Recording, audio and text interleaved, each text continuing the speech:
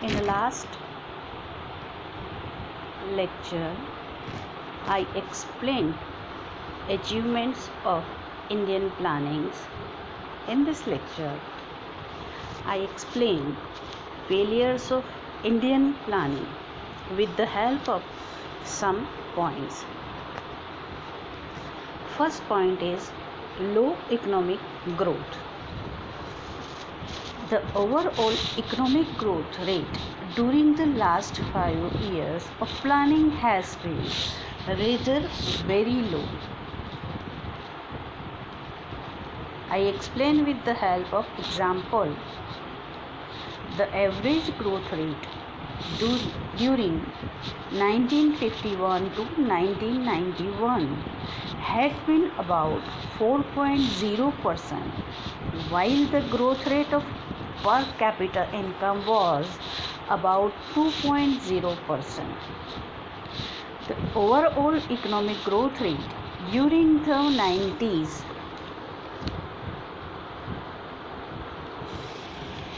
has been about 6% per annum.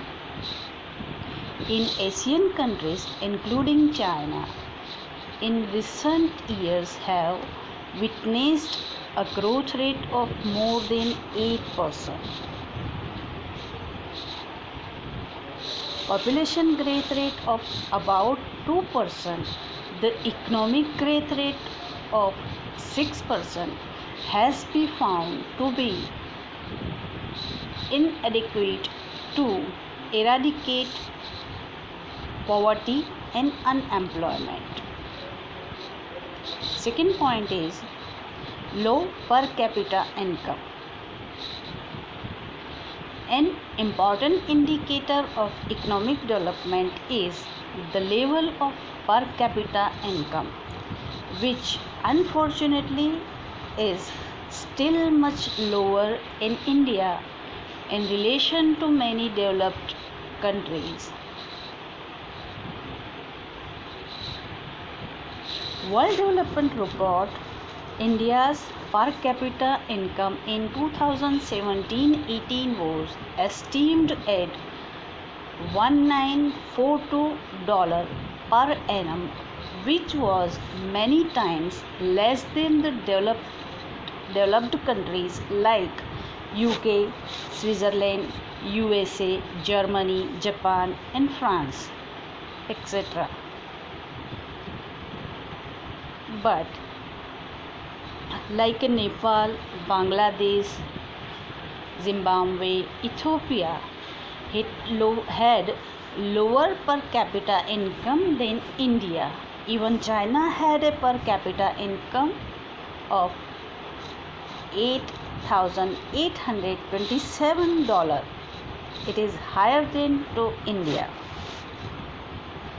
Human Development Index comprising two knowledge and standard of living. India's rank was strikingly low at 136 out of 187 countries according to Human Development Report released in 2014. The third point is high poverty.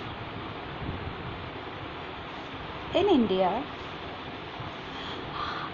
about 6 decades of economic planning, about 28% of our population is living below poverty line in 2015 and 16. It is really Indian economic situation, and despite some growth, mostly of our population lives a miserable life, living in almost substandard human condition and not being able to meet even half of the minimum calories needed for physical existence.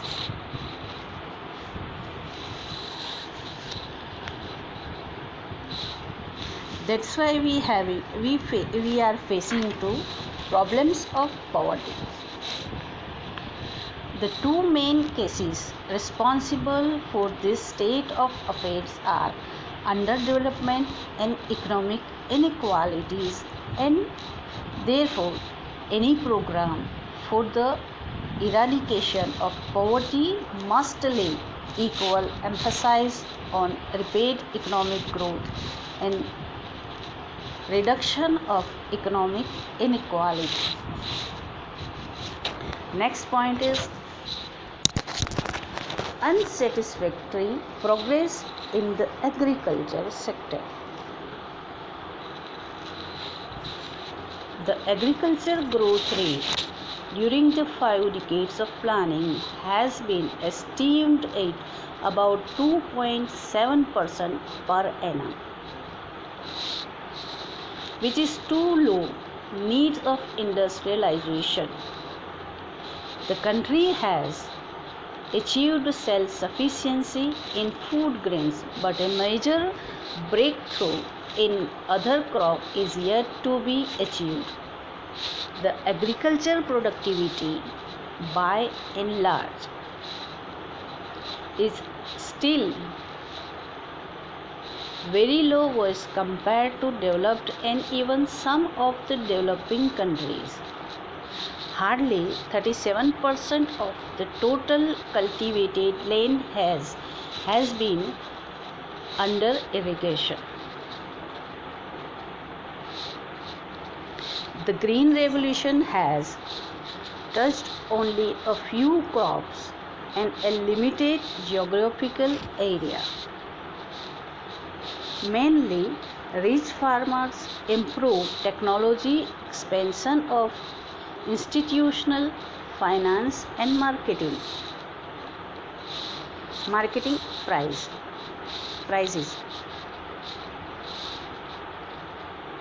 There has been ineffective implementation of land reform.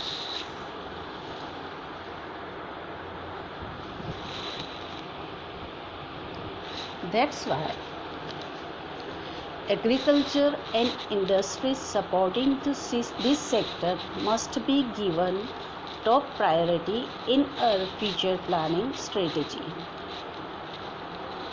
Next one, unsatisfactory performance of public sector. The second 5-year plan, public sector has been assigned a dominant role in our development strategy. Share of the public sector in the total investment, which was 46% in the first 5-year plan, increased to 54% in the second 5-year plan and reached its peak level of 64% in the fifth 5-year plan. It is about 30% in the total investment. The performance of the public sector has all along by and large remained far from satisfactory, and this has been one of the reasons for the low rate of economic growth. Next one is price rising. All our 5-year plans have accepted price stability as one of the cardinal objectives. Still, we find that but for a few exceptional years, prices have shown a continuous rise, although this year rate of inflation was 6.3% between 2005 to 2014. Prices of primary articles rose by 10.4%.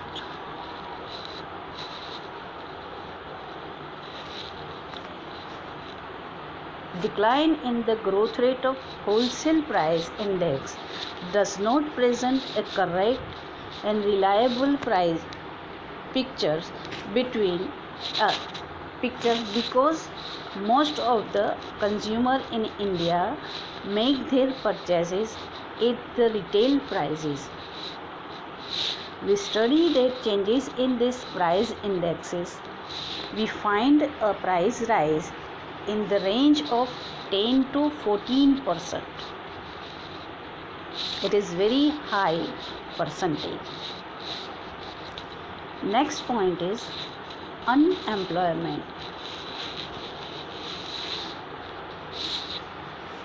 Planning in India has not been able to tackle effectively the problem of unemployment. There has been an increase in employment opportunities during the planning period, but these have found to be inadequate to meet the ever increased demand for employment, with the result that the backlog of unemployment has shown a progressive rise at the end of each plan period. Employment growth rate during the last 2 decades has been about 2% per annum, and in some years even less than that, while labor force has grown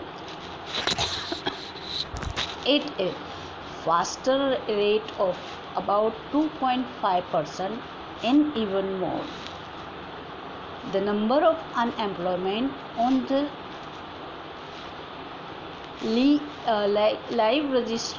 on the register of employment exchange was about 388 lakhs at the end of March 2011.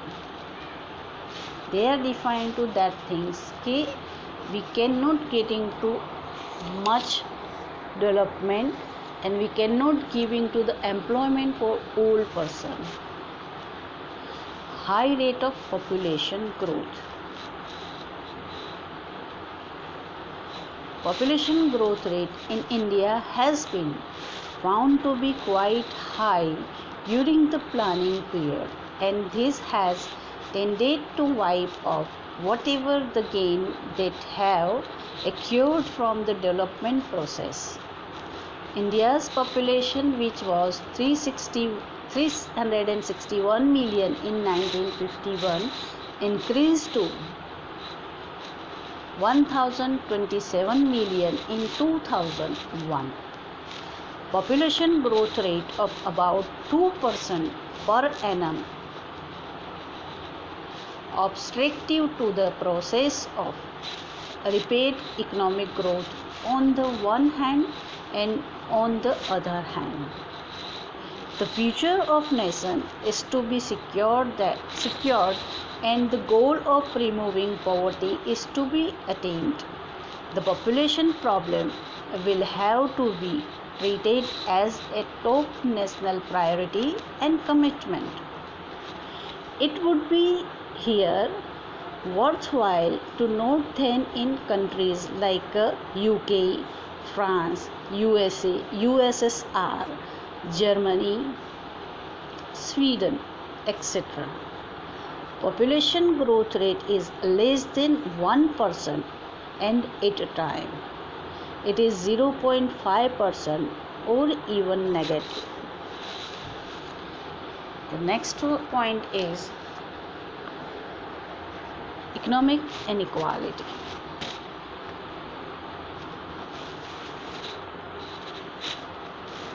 Reduction in inequalities of income and wealth, and a more even distribution of economic power with a view to attaining the ideal of social justice has been accepted as one of the basic objectives of Indian planning, particularly since the second 5-year plan.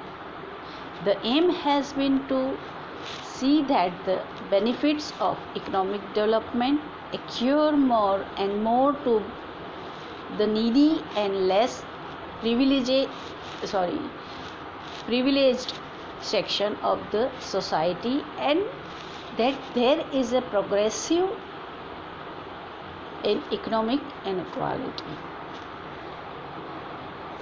In order to the objective of social justice, a true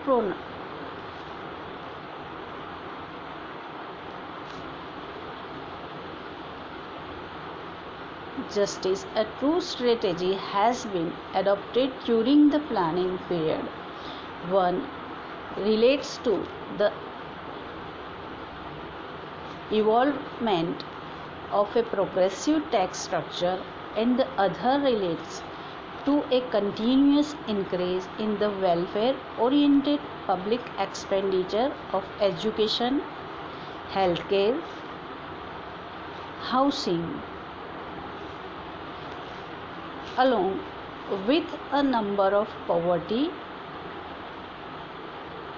programs both in the rural and urban areas for the benefit of the weaker section of the society, like a poor person. After July 1991, there has been found little evidence of a significant reduction in economic inequality. Next point is